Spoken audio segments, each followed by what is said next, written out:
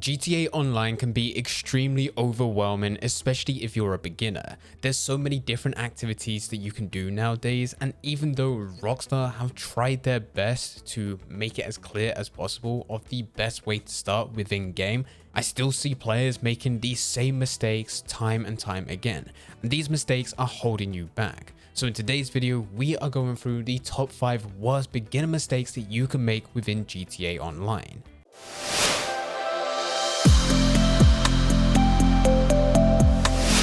The mistakes that we're going through in today's video are really costing you big time, whether it be costing you money, entertainment, or your own precious time.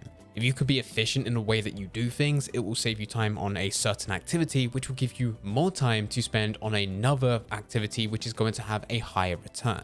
So the first mistake is not making the right purchases right at the beginning. The chances are you got interested in GTA Online because of all the cool activities it has to offer.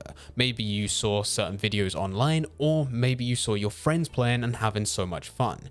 But unfortunately, you're starting right at the beginning. You can't compete with them and do the same activities as them or buy into the exact same items as them because, well, you've got next to nothing. You need to build up from the bottom. And if you've just bought into the next gen version of GTA, you're starting, and Rockstar will gift you money which can really help you get going. And it's vital that you use that money to invest into businesses and not random vehicles or things that really are just going to let you do one or two things and then nothing else. Look to set up the Cayo Perico heist by buying into a submarine. Buy into an agency and complete missions with Franklin and Dr. Dre, or you can look at some of the older content such as import and export, or even look at starting an MC business. There are so many different businesses available, and it's essential right at the beginning that you buy into them rather any of the fancy equipment. As time goes on and you keep on going through these businesses, you should use that money to buy even more, and eventually you're going to have and own absolutely everything where you should be making a decent amount of money. And it's at that point where you're able to buy into some of the luxury items. If you try and buy into those luxury items right at the beginning, you are never going to get enough money. And this game is going to be a constant grind. Mistake number 2.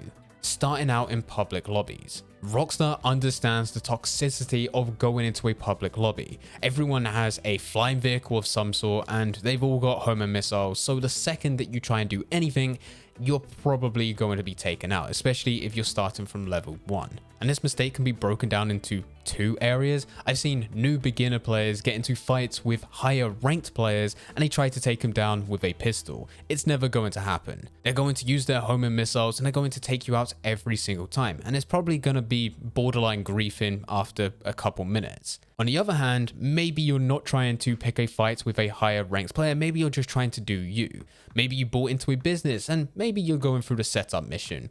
Well, the second that you pick up the primary target, no matter what it is, after about 10 to 15 seconds, an alert will go out to all nearby surrounding players, publicly inviting them to attack you. And of course, there's an incentive for them to do that. This really doesn't come down to griefing, it comes down to the game laying out that they can get paid money for destroying your goods. That's just the way it is in a public lobby. And if they can do that with ease, then there's really no reason not to do it. So when starting out and getting things going, the best thing for you to do is not join a public lobby. Just go into an invite-only lobby where you can sit there and play a solo, or you can invite your friends and just tag along with them. It will make life so much easier, and 90% of content available with GTA Online is still available within a invite-only session. So you might as well just go there. Mistake number 3. Completing the wrong activities. Now, what I mean by this is if you're a solo player, you really should be completing solo activities, whereas if you're playing with friends, you should be looking for activities that require multiple players. And there are a few businesses available within GTA Online which cater to both, which is where you need to actually start thinking logically about where you're going to take that business. For example, with your MC businesses, let's say you're in the cocaine lockup, you can do much much larger deliveries by filling up that bar at the bottom, and that will give you more money. But there's no reason for you to max it out with a full bar if you're a solo player. You're actually just going to lose money. So with that, you need to adapt. You need to make sure after you've resupplied once or twice and you started to fill up stock, that's the point in which you do the delivery, so that you only need to take 1 or 2 vehicles. Because once it starts to become more than that, the timer itself doesn't change, and it gets very close from you actually being able to complete what you need to complete. Very similar to this, if you're a solo player, you're going to have a hard time completing the heists which require multiple players. By all means, if you have a group of friends that you play consistently with, it makes sense for you to go through the setup missions by yourself and then wait until all friends are available so that you can all play together. That way you can actually focus on the entertaining side of content. But if you're ultimately a solo player, you're going through all these setup missions by yourself, and then once it comes around to the finale, you're going to need to tag along with randoms, and you'll need to be extremely lucky to find 3 other players which are actually capable of playing this game. Chances are you're going to be taking people which are lower than rank 10. So depending on your playstyle will depend on the activities that you do within game. If you're a solo player, look at things which require you to play as a single player. Look at some of the businesses, but don't take them too far, only complete them partially and then do the deliveries. If you're going into heist, of course you have Cayo Perico heist, which doesn't require anyone but yourself. It's still very easy to finish and will give you about $1 million within an hour.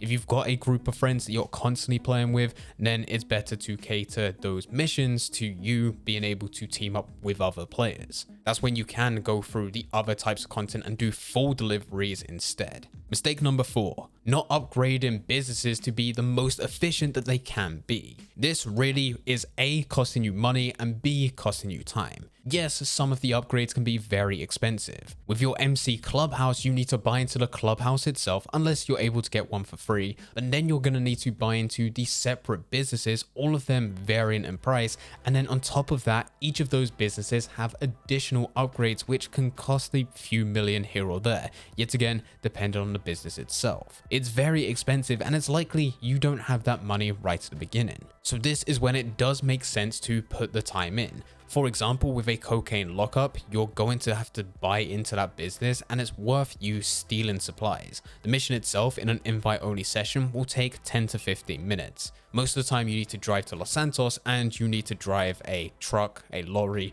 or even a van back to your cocaine lockup. It's a very slow and tedious mission. But once you have enough money, you should really start looking at buying into the upgrades. The most important ones are your staff as well as your equipment. Those are the 2 that you really want to prioritize first, because this will improve your cocaine lockup as a business and ultimately improve the amount of money that you can make within an hour. At this point, it's no longer better for you to steal supplies, it's actually better for you to buy supplies. Yes, it still costs $75,000 and is cutting into the amount of money that you're going to earn, but as long as you can complete the delivery, you will always be in profit. And with the time that you've saved, now you can start working on something else. You can either look at another business, or you can start looking at different types of heists which you can complete solo. Get the setup missions done, complete the heist finale, and then by the time that you're finished, you have cocaine which is ready to be delivered. And the 5th and final mistake for this video is not taking advantage of weekly updates which include discounts and bonuses. Every week, Rockstar pushes a newswire which will include the latest discounts and bonuses. Here you'll be able to see where you're able to get double money or triple money, as well as find discounts which could reduce some essential equipment. This will either increase the amount of money that you could be making or lower the cost that it would take for you to buy into a certain activity. Unfortunately, with all content that Rockstar pushes, there's a fairly hefty buy-in. It's not too much for a player that is established and has a lot of money coming in, but for a new player, you're going to need to build up 2 million just to buy into the Kosatka submarine. If you're able to get a 50% discount on that, it's going to put you in a much better position financially. Chances are you'll be able to go and make that money back after just one heist. That's a very good return. Of course, a lot of the time with discounts, you may see it be a discount on certain types of weapons, vehicles, or clothing. And as a beginner, going back to our first mistake, you still need to be making the right purchases. Just because those items are discounted doesn't mean that you need to buy into them. But if there's setup equipment or different types of businesses that you can buy into which are discounted, then it's worth going through. It's worth trying to get that money to buy into them. Likewise, it's worth going into activities which are paying double. And the best way that you can stay on top with all of this information is by staying tuned with Rockstar's social whenever they do push out a new newswire. Now, these are the top 5 mistakes that beginners make when first starting GTA Online. If you do have any questions about anything, then please feel free to leave them in the comment section down below. But anyway guys, I hope you guys did enjoy it. If you did enjoy it, don't forget to leave a like and subscribe. But for now, I'm going to see ya.